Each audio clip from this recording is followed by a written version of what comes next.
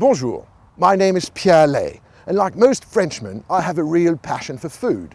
So much so that it became my profession. I'm a food critic and writer. This is my restaurant, my flying restaurant. This magnificent Soviet-built aircraft is an Antonov AN-2, and here's the captain, Sergei. Hello, Sergei. When it was built back in 1947, people thought it looked rather old-fashioned. And that was then.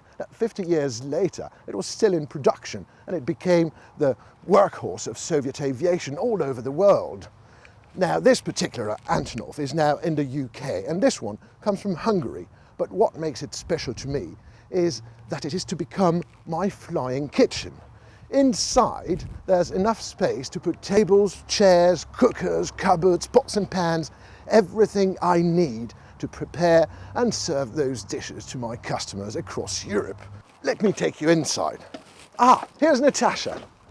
Let me introduce you. Natasha, our purser. Natasha is ex-Aeroflot, now chief purser with Eastern Aero Airlines. Мы приветствуем вас на борту нашего самолета Антону-2 и желаем вам приятного полета.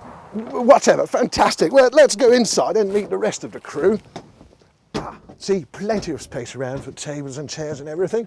And let's meet our captain here, Sergei. Hello, hello. And our co-pilot, Dmitry. Hello. Today is the start of a great adventure, the first flight of the flying kitchen. Every day for the next 2 weeks, we will be flying to the remotest corners of Europe. We will explore the mysteries of the boletu fungi and the bordelais that has a shelf life of only a few hours. And for dinners, we will land by the beaches of Bretagne to sample the oysters of the Mont Saint-Michel. Magnifique. Now, Captain, are we ready? Start the engine, please.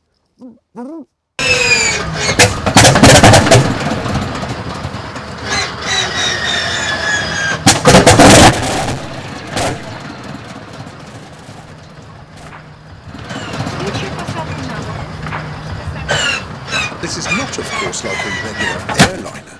For one thing, it's a bit reluctant to start. But when the venerable Russian engine eventually gets going, it has a reassuring kind of whir to it. A bit like my dad's lawnmower, but 100 times louder.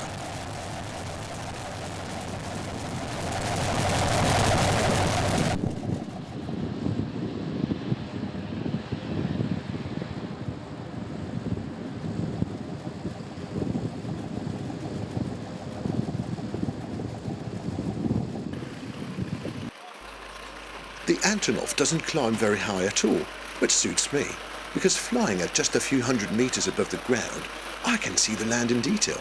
I can almost reach out and touch it. And with lunch coming up, I'm searching for food. Somewhere down there are the watercress beds of Hampshire in southern England.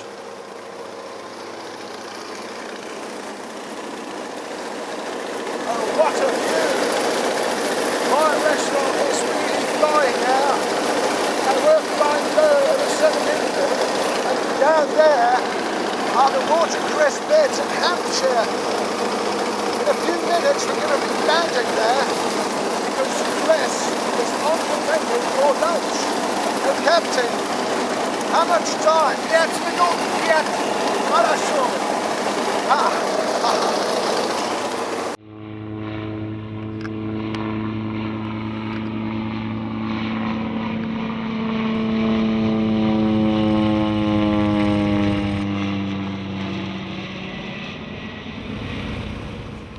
This may not be a regular route for the crew, but Natasha, our purser, is very professional and insists I go to my own seat for landing and fasten my seatbelt, even though I'm the only passenger and there's plenty of empty seats. I do what I'm told. Natasha, as charming as she is, doesn't strike me as someone to trifle with, even if I could speak Russian.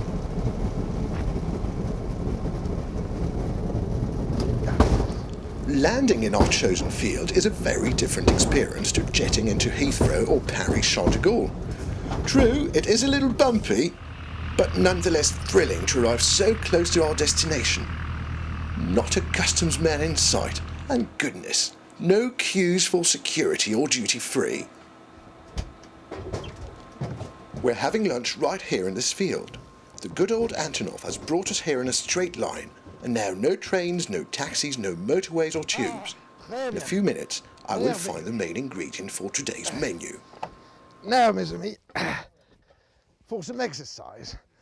Sergei, druk moi, where's the map?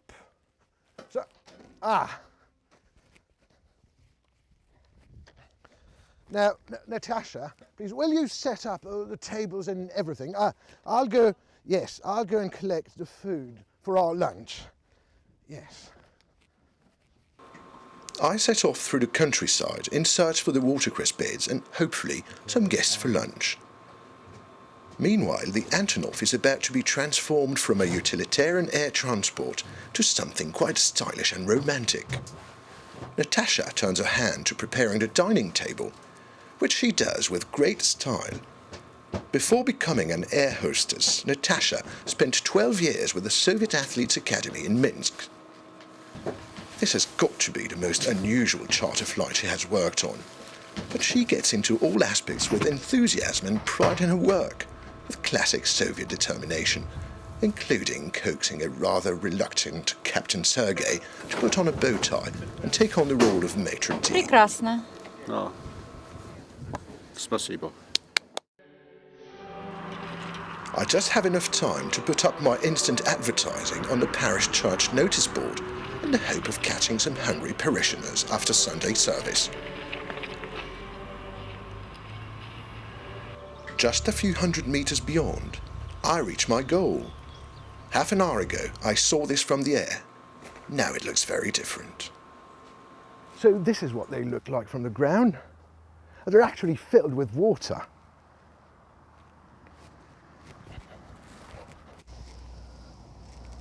And this is it. This is one of the gems we've been looking for. This humble-looking vegetable has got the most extraordinary gastronomic history. It's been grown commercially in the stream waters of southern England since the early 1800s.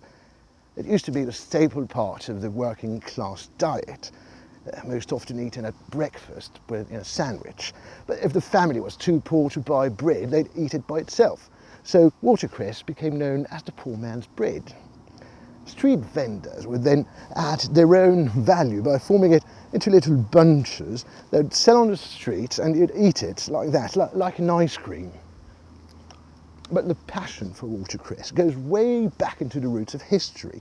The ancient Greeks, for instance, with Hippocrates on the island of Kos, decided upon the location of the very first hospital in history because of the presence of a stream with watercress for his patients. On Crete, islanders believed that watercress had aphrodisiac properties, a sort of natural, vegetarian Viagra.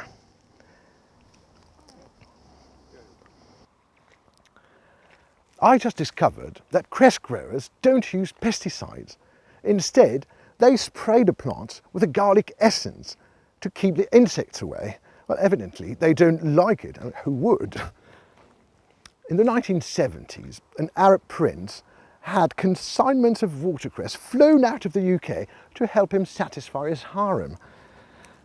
But that's not the only medicinal properties watercress has. Victorians thought it was a good remedy for hiccups, toothache, and even freckles. It's been known for centuries as a remedy for scurvy. That's because it's packed with vitamin C, just like lemon. And just like lemon, it's very good to cleanse the palate in between courses. And I'd suggest to impress your friends, next time you have guests, serve up a watercress salad in between courses. Oh, that reminds me, we've got lunch to get ready.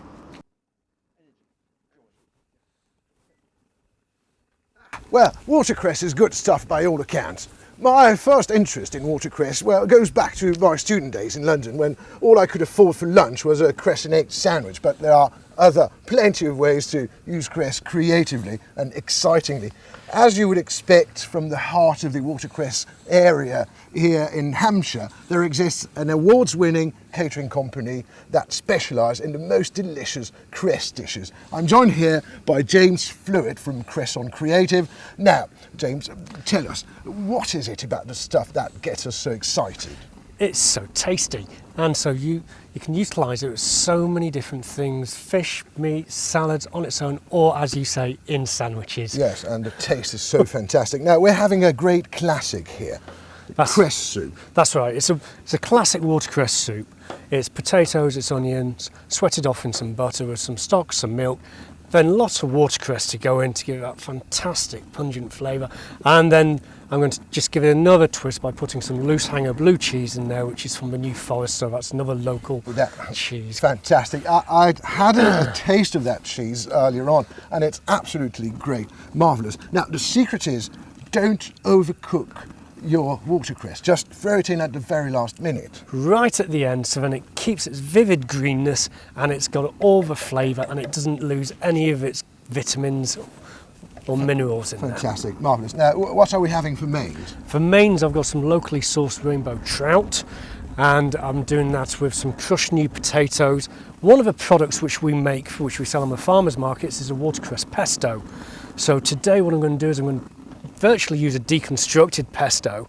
I've got some nice pine nuts which I've toasted off, some chopped watercress, and then I'm using an English Parmesan cheese which is called Farmer's Hand, which sounds very similar to Parmesan, and also that's made in Hampshire as well. And then I'm doing a nice simple watercress salad, but it's going to have oranges in there, olive oil, some sea salt, orange juice to make the dressing, and some toasted almonds, which is a classic with a trout anyway. Now, James, normally you'd be doing this with a liquidizer. That's right, a liquidizer or a hand blender or a food processor. But as we're in the middle of a field, there's no power. So I've gone back to the way how my grandmother used to make it with a muley. Yes, we do it the good old way. That's right. I can see you have put the cheese in there already. Yes, I put that right in at the end, just before I put the watercress in there.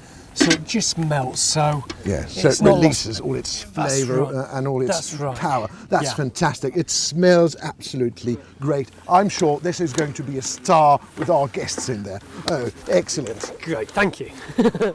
And speaking of guests, there were a few anxious minutes while the crew and I waited for people to arrive. But voila, the instant advertising paid off, and thankfully a group of curious parishioners found its way to the AN-2. Please do climb in. I wonder what they really made of all this. I'll never know, as they were all so polite. This is the very first serving of the flying kitchen. Isn't that exciting? Now, our crew have changed roles in uniform and will be serving the watercress soup in a minute, followed by James' fabulous main course. Now, push up. My crew needed a little encouragement in their new roles, but now the soup's ready to be served. It is absolutely superb. The secret? Just get hold of the best and freshest ingredients you can. James sweated some onions and diced potatoes in a little oil, and then added fresh vegetable stock and some milk, just as you would for the classic recipe. But he's got a secret ingredient, that local blue cheese to lift off the flavour of the dish. Thank you very much. Thank you. You're going to taste it. I'm really happy. It's happening. This is precisely what my journey through Europe in search of fresh, distinctive food is all about. Local food prepared by local chefs and enjoyed by locals. This is the Flying Kitchen. And the main course, you use olive oil, so watercress, the local farmer's hand cheese, and This is very interesting. We've got local trout. Well, we had to in the test earlier. Leaving my guests, I step outside to help James prepare the main course. Rainbow trout with cress pesto and cress salad. salt and pepper. Salt and pepper's gone in. And this salad, look at that, that looks gorgeous. The almonds, the cress and the oranges. Very colourful, very flavoursome. Great. And then we've got the little salsa to go over the trout fillets as well. That looks the plum fantastic. tomatoes. The trout is locally sourced and looks so fresh. This is exactly what I had in mind when I set off for this gastronomic aerial safari. Getting as close as I can to the object of my hunt. You can't get a fresher fish than this. James seared the fillets in a pan with a little oil, just to get that nice golden brown colour and that yummy crunchy texture on the outside. He then finished them off in the oven, so they stay soft and moist inside.